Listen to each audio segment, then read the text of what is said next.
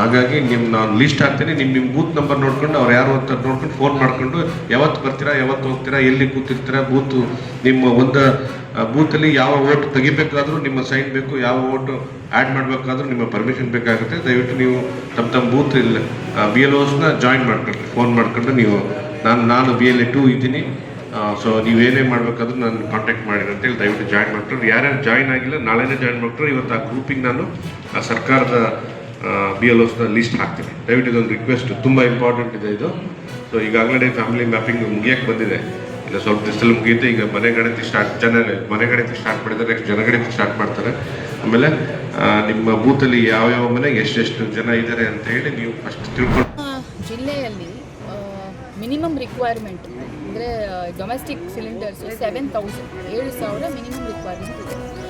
ನಮ್ಮಲ್ಲಿ ಸುಮಾರು 25 ಗೋಡೌನ್ಸ್ ಇದ್ದಾವೆ. LPG ಸಿಲಿಂಡರ್ಸನ್ನು ಸ್ಟಾಕ್ ಮಾಡುವ ಗೋಡೌನ್ಸು. ಡಿಸ್ಟ್ರಿಬ್ಯೂಟರ್ಸು ಇದ್ದಾರೆ, 3 ಡಿಸ್ಟ್ರಿಬ್ಯೂಟರ್ಸ್, ಮೇಜರ್ ಡಿಸ್ಟ್ರಿಬ್ಯೂಟರ್ಸ್ ಇದ್ದಾರೆ. ನಮ್ಮ ಹತ್ರ ಈಗ ಸದ್ಯಕ್ಕೆ ಸ್ಟಾಕ್ ಇರುವುದು 25,000 ಸಿಲಿಂಡರ್ಸ್ ಸ್ಟಾಕ್ ಇದೆ. ಯೂಶ್ವಲಿ ಬುಕ್ಕಿಂಗ್ ಟೈಮು 21 ಡೇಸ್ ಇರುತ್ತದೆ, ಈಗ 24 ಡೇಸ್ ಅಂತ ಆಗಿದೆ.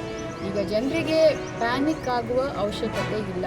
ಇದು ನಾವು ಜಿಲ್ಲಾಡಳಿತದಿಂದ ನಿಮಗೆ ಹೇಳೋದು, ಪ್ಯಾನಿಕ್ ಆಗುವ ಅವಶ್ಯಕತೆ ಇಲ್ಲ. ನಾವು ಏನು ಒಂದು 3-4 ಡೇಸ್ ಡಿಲೇ ಆಗಿ ನಿಮಗೆ ಸಿಗ್ಬೋದು ಅಂತ.